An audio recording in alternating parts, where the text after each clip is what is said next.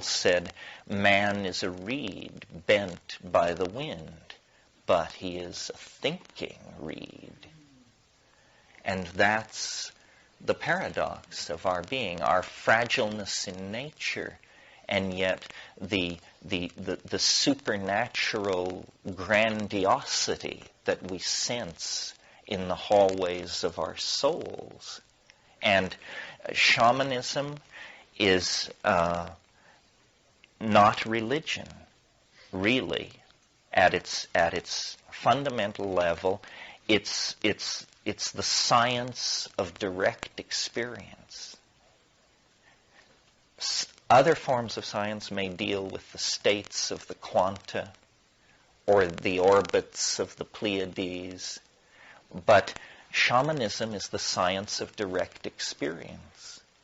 And its laboratory is the human body and the human nexus in space and time.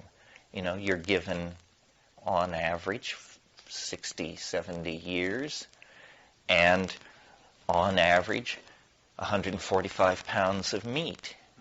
And this is what you're dealt, the meat and the time. And then it's up to you, to sort this out and make of it what you will. And the entropic path, the downward path into blame, unhappiness, self-blocking, so forth and so on, that's always there. You know, you can release yourself into the river of consequences and take no responsibility for who you are. But the higher stakes game, the more interesting game, is to see the whole thing as an opportunity. Heidegger, I'm amazed I'm quoting Heidegger so much this morning. Heidegger again, he said, the body is not a thing, nor is it a process, which is surprising because that's considered an advanced view, that it is a process. He said it is not a thing, nor is it a process. It is a window of opportunity which opens into eternity. It's a window of opportunity. But opportunity implies the non-exercise of itself. An opportunity is something which you must seize. It doesn't press itself upon you. It doesn't force itself upon you. It merely is there if you want to use it. And my approach to life and the whole Megillah is that it's like a puzzle. It's a mystery. It is a koan. And salvation occurs simultaneously through an act of love. That's not news, but here's news. Simultaneously through an act of love and an act of rational apprehension, understanding. Love without understanding is not the full story. Real love requires understanding. Rational apprehension is a kind of penetration of the beloved person, nation, ecosystem, whatever the beloved is. Understanding is the higher dispensation. And these psychedelics, which, you know, in the 60s and 50s were simply called consciousness expanding drugs, good old phenomenological description, if there's an iota of possibility that they expand consciousness, then we must put our attention on this area, because it is the absence of consciousness that is making our situation so very uncomfortable. People going for the fast buck, people elbowing their neighbor and their neighbor's concerns out of the way, trampling over each other. Low consciousness activity is the problem. And as concerned people, as intelligent people, as people of wealth and leisure, and you may think you're scraping bottom, but the lowest among us here is still in the upper 5% of the elites of this planet, because you just don't get here any other way. So upon us devolves a certain responsibility, not only for ourselves, but, the average human being on this planet is a 23-year-old black woman with 2 children. A certain responsibility toward that concrescence of the human experience. So the thing I just want to leave you with is that though this has been very heady and egg-heady, which is how I am, we have talked ideas, but we have not laid out a method or a dogma or a program. There's nothing to sign up for. There's no higher level of initiation if you give me $1,500 or anything like that.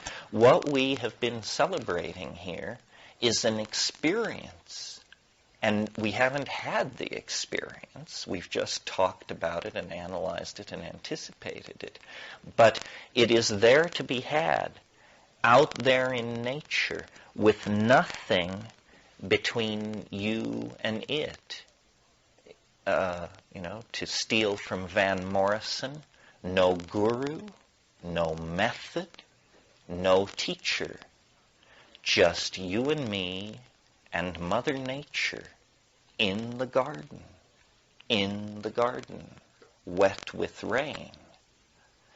And you may choose to hear this message, and then life will continue for you as it has with the tools you have in your toolkit.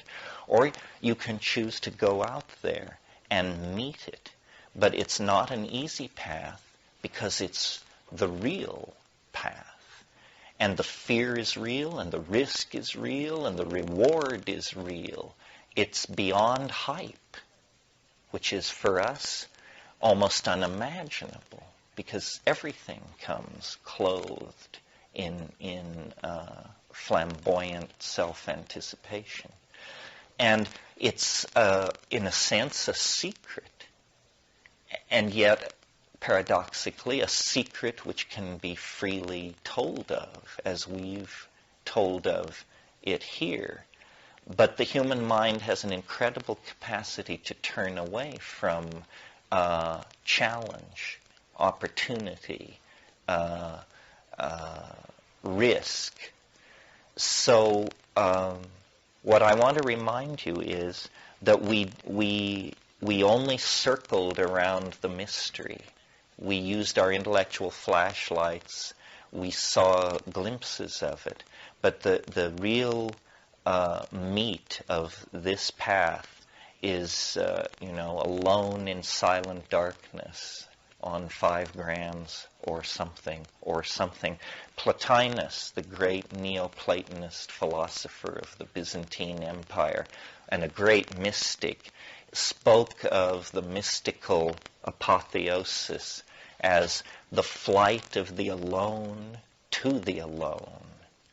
And I've always thought that was an excellent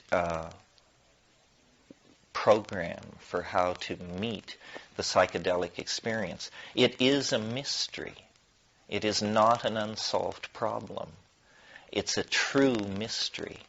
And we are not accustomed to this. I've searched the world for mysteries, and I've found illusions, fraud, misunderstanding, obfuscation, impenetrable complexity, but never true mystery, except in this one tiny, tiny area of the chemical and biological world.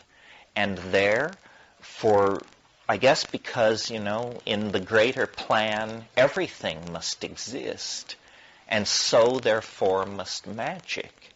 But the doorway to it, the doorway into that world is a very confined spot in the vast data field of this world. And you could miss it. Although I'm doing my best to make sure that that doesn't happen. Where spiritual advancement is discussed, I want psychedelics to be discussed. Where transformative social visions are put forth, I want psychedelics to be part of the agenda. To me, the only thing you can compare it to is sexuality on one level, but it's different from sexuality because sexuality is written into the bones. Very few people can go from birth to the grave and escape it in some form, some confrontation. I mean, even the celibate monk, basically his life is a confrontation with sexuality in that form. The psychedelic experience is very different. You can go from birth to the grave and never even hear of it.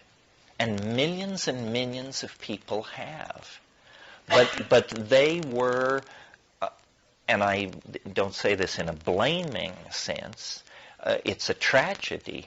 They were infantilized by their circumstances in time and space. They never experienced that dimension of freedom. It's like having an automobile, and you drive it around and it seems to work fine, but there's this button on the dashboard, and you never investigate to find out, what it does, what it is. And there is in us this switch, which can only be thrown by forming, until the era of modern science, very recently, could only be thrown by forming a relationship with a plant, with an entirely different order of being. And when that switch is thrown, this entire other dimension of humanness is revealed. And it is you can tell, even if you've never been there, from the excited testimony, hysterical denunciations, and passionate defenses, that it is an area charged with meaning for the human experience. So I hope that this get-together inspires you to go further and go deeper. I think that there's no other game in town. Doing art without this